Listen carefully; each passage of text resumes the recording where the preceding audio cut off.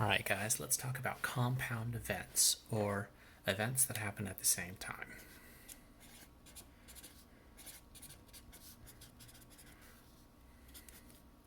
They either happen at the same time or sequentially.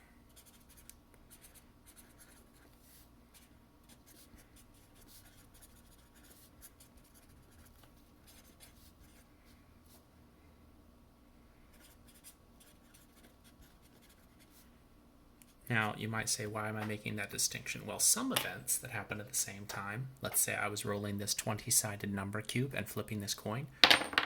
Oops. Those could happen at the same time, although I guess the quarters settle it a little bit faster than the number cube. I guess it's not a number cube because it has 20 sides. Would that be a dodecahedron? My apologies. But then other events like drawing cards, if I say drew one card and then I drew another card, those events would happen after each other. Those events would also affect the probability of each other. They're called dependent events.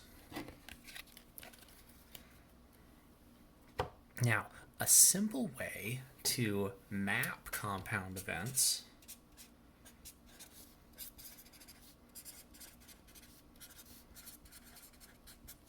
is using what is called a tree diagram.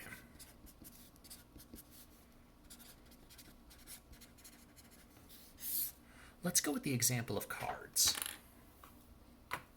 So let's say I have this deck of cards here, and what I'm going to do is I'm going to consider possibilities that could happen when I pull those cards. Now, let's make a simple tree diagram, so we're going to use very few cards. I'm going to use these 3 cards. Now we're going to make a tree diagram of all the different ways I could draw from these cards. When I draw, I'm going to draw cards until they're gone. So I'll draw 1 card, and I got a 4. Now, what were the other possibilities again? A 7 and a 5. So our tree diagram is going to start with our first 3 possibilities. I could draw a 4, a 7, or a 5. And I guess I could say that that's the 4 of hearts, that's the 7 of hearts, and that's the 5 of diamonds. But since I don't have any repeated numbers, I'm not going to worry about that too much. Now, let's say I drew a 4 for my first card. Then what cards would be left for me to draw afterwards? Well, I could either draw a 7 or a 5. Now, if I drew the 7, how many cards do I have left to draw? Just the 5. If I drew the 5, how many cards do I have left? The 7. Let's go through this process again. Let's say I drew the 7 card first. Well, then I'd have 2 possibilities there, too. A 4 or a 5. If I drew the 4, I would have a 5 left over. If I drew the 5, I'd have a 4 left over. And then finally, what if I drew the 5 of diamonds first? Well, then I'd still have 2 possibilities. I'd have either a 7 or a 4. And if I drew the 7, I'd have the 4 left over. If I drew the 4, I'd have the 7 left over. Okay, so now in this tree diagram, I have listed every single possible outcome of drawing all 3 of these cards in order. How many outcomes were there? 1, 2, 3, 4, 5, 6. Now, were they all equally likely? Yes. So there's a 1/6 chance of this happening, 1/6 chance of this happening, 1/6 chance of this happening, 1/6 chance of this happening, 1/6 chance of this happening, 1/6 chance of this happening. Now let's figure out, how did we get to that 1/6? Because we probably don't want to list out everything over and over and over again forever. So let's go to our original step. Well, what were the chances of drawing that 4? When I had 3 cards, well, how many of them are a 4? If you forgot, one of them is a 4. So that means I have a 1/3 chance of drawing that 4. Now, would the same be true for 7s? Yes. I have a 1/3 chance of drawing 7s. And I have a 1/3 chance of drawing a 5. Now, once I've drawn my first card, say I drew that 4, what would be my chance then of drawing the the 7 or the 5? Well, there are 2 cards. 1 out of 2 is a 7, and 1 out of 2 is a 5. Would the same be true for these? Yes. Let's say I drew the 5 first. 1 out of 2 is a 7, and 1 out of 2 is a 4. Let's say I drew the 7. I had these other 2 cards. Well, 1 out of 2, 1 out of 2. And then for all of these, I just have 1 card left over, right? On the last step, it's just whatever card is left. That's the card you're going to draw. So it would be 1 out of 1, 1 out of 1, 1 out of 1. Oop, don't know why I wrote a 2 there. 1 out of 1, 1 out of 1, 1 out of 1. So how could we get from these green fractions to what I've written in blue? Well, let's go ahead and multiply along this path, shall we? Let's say if I pick these 3 that led me to drawing a 4, a 7, and then a 5. 1/3 times 1/2 times 1 over 1 equals 1/6. So these tree diagrams are super helpful for determining your chances when the events are dependent. You just draw your tree diagram, fill in your probabilities, and multiply. One other thing to note is that this last bit always has to add up to 1. In this case, we have 6 out of 6, which is 1 out of 1, or just 1. Let's do a more complicated example.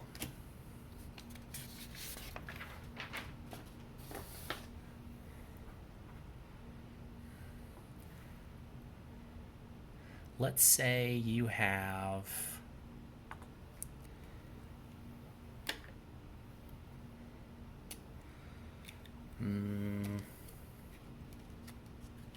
this many cards. Now we're just going to pay attention to red versus black because it's going to be simpler. These happen to be spades. We have 3 black cards and 1, 2, 3, 4, 5, 6 red cards. So what if I wanted to know what is the probability of red and then black? Well, we could draw a little tree diagram. Now you could either draw red or black to begin with, and then you could either draw red or black second. Now, what are the chances of drawing red the first time? Well, there are 1, 2, 3, 4, 1, 2, 3, 4, 5, 6. There's 6 reds out of 9 cards.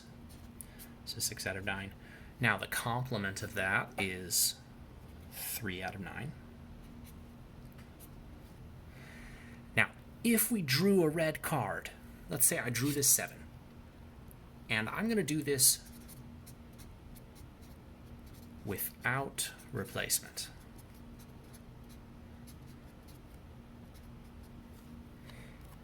Now how many red cards do I have?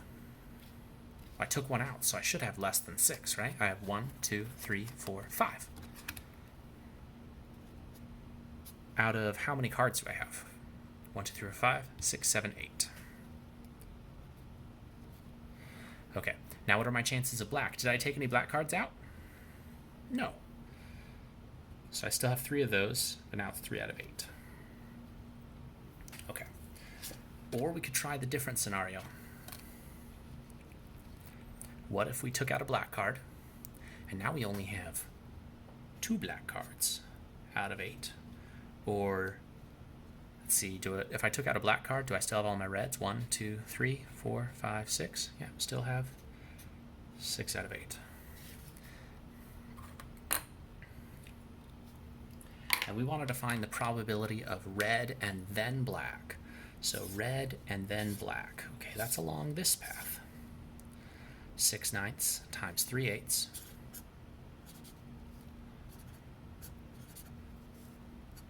equals, well, what's 6 times 3? That's 18. And 9 times 8, that's 72. And you could reduce that fraction if you wanted to. Now, as you get better at this, you won't have to make the whole tree diagram. You'll just be able to follow along. And just think about the two events that you care about. Like, let's do this again, this time with a few more black cards, just to change our situation. So we are going to do this with 4 black cards, and 1, 2, 3, 4, 5, 6. Oh, 5 black cards and 6 red cards. So new situation, we'll switch colors. So 5 black, 6 red. Again, we're going to go without replacement.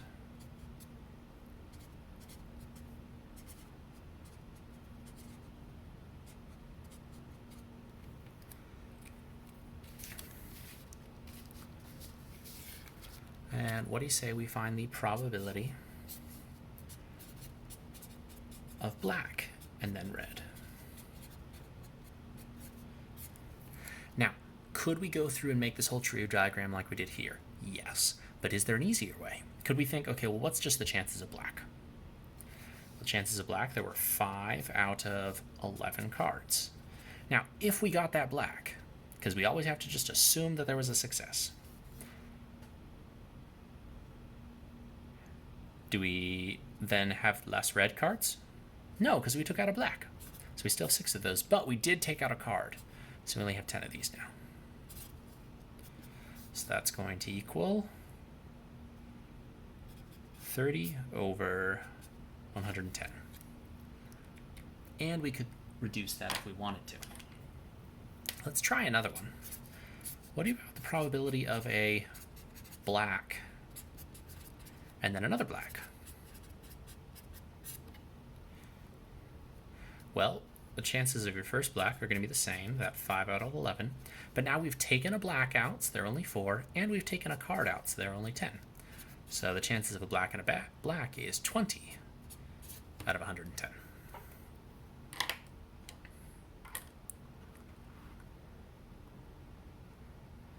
Now, sometimes we have compound events that are independent. Let's go back to that number cube and the quarter. Remember, those won't affect each other, so they're safe to use and be considered independent. If I wanted to find the probability of heads and 1, because that's what I see right here, what are the chances that I'll do that again? Well, let's find the chances of heads. 2 sides, and one of them is heads. Chances of another 1. 20 sides, and one of them is a 1. So the chances that this will happen are 1 times 1 is 1, 20 times 2 is 40. 1 out of 40.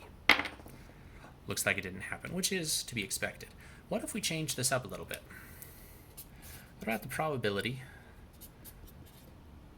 that I flip heads and that I roll an even number? Okay, well, how many even numbers are on this die? Well, if it's the numbers 1 through 20, there are 10. Something to keep in mind.